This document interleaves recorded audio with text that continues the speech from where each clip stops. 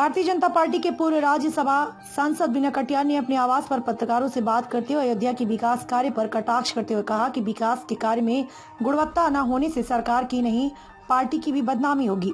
वहीं अयोध्या के विकास के लिए बनाई गई परियोजनाओं और निर्माण कार्य में भ्रष्टाचार की आशंका जताते हुए विनय कटियार कहते हैं कि निगरानी होनी चाहिए, क्योंकि इतना बड़ा काम है लेकिन निगरानी में भी भ्रष्टाचार न होने पाए, इसकी चिंता करने की जरूरत है।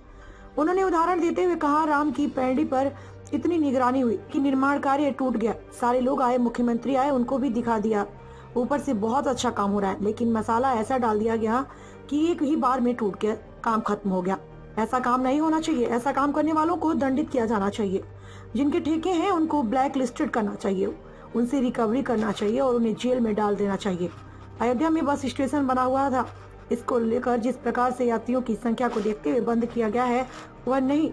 वहीं नया घाट स्थित दूसरा बस अड्डा था जिसे सरकारी अफसरों ने उसे कब्जा करके रख लिया।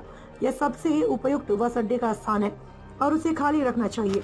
बस अड्डे के रूप में ही उसका निर्माण हुआ। यदि वह स्थान किसी अन्य कार्य के लिए उपयोग होता है तो वह निंदनीय कार्य है। वहीं ये भी कहा कि उस स्थान पर यदि पार्क तैयार किया जा रहा तो उसके पहले दूसरा स्थान बस अड्डे के लिए रूप में हस्तांतर कर देना चाहिए था। नहीं, एक एक काम होते रहना चाहिए। अयोध्या में एक साथ सब काम अगर होंगे तो कठिनाई पैदा होगी। इसलिए जो भी विकास का काम हाथ में लिया जाए उसको पहले पूरा कर दिया जाए और उसकी गुणवत्ता पर विशेष ध्यान दिया जाए। जैसे राम की पैड़ी में हो गया है, मैंने सुना है, मोटर चलाया गया, उसकी सीमेंट ही बह गई, सरिया दिखाई देने लग गई। तो ऐसे अगर काम होंगे तो सरकार की बदनामी भी होगी, पार्टी की भी बदनामी होती है।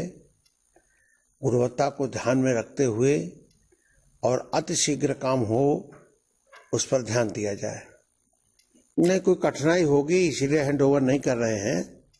अभी पूर्ण निर्माण नहीं हो पाया होगा, तो निर्माण हो जाए तभी हैंडओवर करेंगे। लेकिन ये शहर का बस अड्डा पुराना बना हुआ था, इसको जिस प्रकार से यात्रियों की संख्या को देख करके बंद किया गया है, तो इसके अलावा दूसरा बस अड्डा वो था जहाँ राम की पैड़ी है वहाँ पर था। तो वो बस अड्डा सरयू नदी के किनारे बना हुआ है, उसका उपयोग होते रहना चाहिए था। सरकारी अफसरों ने उस पर कब्जा करके रखा है। ये सबसे उपयुक्त बस अड्डा है और उसको खाली करना चाहिए। बस अड्डे के रूप में ही उसका निर्माण हुआ है, बस अड्डे के रूप में ही उसका निर्माण होना चाहिए। अगर दूसरे कामों के लिए निर्माण होता है या उपयोग होता है तो ये निंदनीय काम है।